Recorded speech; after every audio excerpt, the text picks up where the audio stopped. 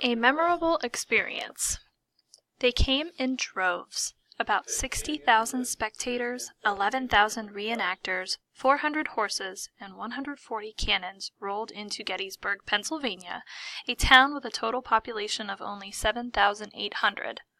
The people had come to see the 150th Gettysburg Anniversary National Civil War Reenactment. The local hotels and campgrounds were full for the first 4 days of July, and the town was filled with a constant buzz. Neither the summer heat nor the pouring rain could dampen the enthusiasm of the visitors. Activities and events. When the visitors arrived, park rangers were ready for them.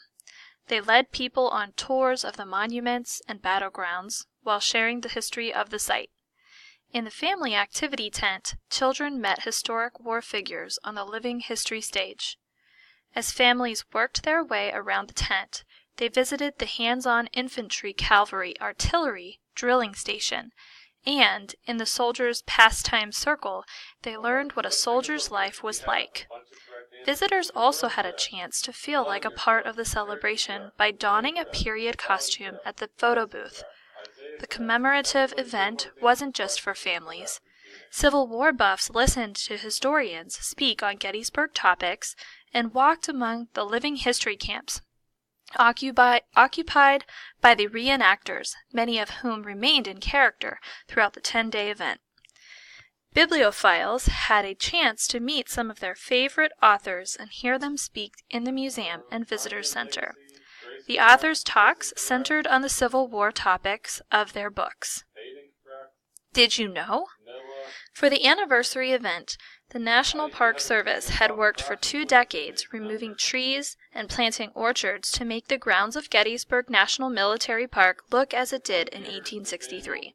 To preserve national battlefields, reenactments are not allowed on national park sites.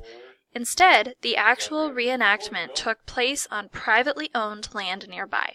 To make that battlefield as realistic as possible, 70 volunteers used 88 tons of stone to recreate the stone wall at Pickett's Charge. Perhaps the most memorable event was the commemorative ceremony, which featured live music and speakers. It also included a program called Voices of History. This program was a dramatic reading of eyewitness accounts written by soldiers and townspeople who were a part of the battle and its aftermath. The ceremony ended with a procession to Soldiers' National Cemetery. Luminaries lit the graves of more than 3,500 soldiers. The Battle of Gettysburg. Many historians call the Union victory at the Battle of Gettysburg the turning point of the Civil War. Confederate General Robert E. Lee wanted to move the fighting north into the farmlands of Pennsylvania for much-needed food and supplies for his troops. He also thought that if more battles were fought in the northern states, the peace movement in the North would pressure the Union to end the war. On July 1, 1863, Lee's troops charged into Gettysburg and pushed many of the Union soldiers into the hills and ridges surrounding the town. This proved to be a fatal mistake for the Confederacy. On July 3rd, Confederate troops attacked the center of the Union line on Cemetery Ridge. Known as Pickett's Charge, this clash ended the Battle of Gettysburg. During the 3 days of fighting, more than 51,000 people were killed, captured, wounded, or went missing. On November 18, 1863, President Abraham Lincoln went to Gettysburg. In his now famous Gettysburg Address, he dedicated the cemetery to the fallen soldiers, saying, "We have come to dedicate a portion of that field as a final resting place for those who here gave their lives. It is altogether fitting and proper that we should do this." The picture at the bottom of the page is hard to see, but that is a picture of tombstones in a cemetery. It says, "Thousands of soldiers who died at the Battle of Gettysburg are buried at Soldiers' National Cemetery." The reenactment.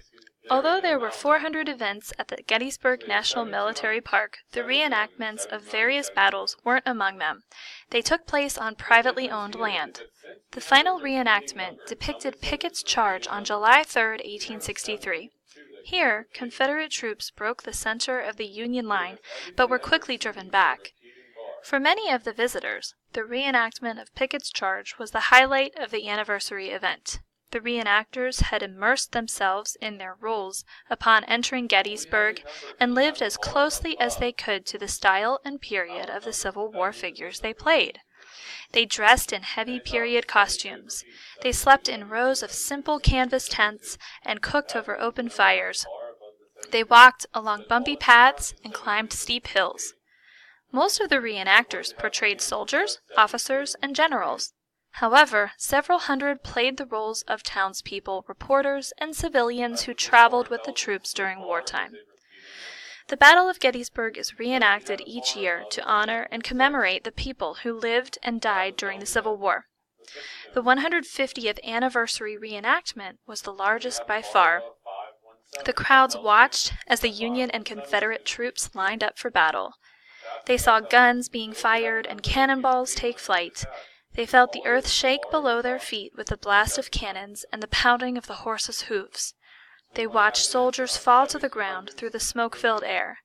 The experience reminded everyone that freedom has its price. When the reenactment was over, the crowds returned to the cars, buses, and shuttles. They were wet, weary, and wiser. They would return home with a deeper understanding of what the war had cost the people, the town, and the nation. If you look at the map, Confederate troops are in gray and the Union troops are in black. The arrows show troop movement and where Pickett's men broke through the Union line.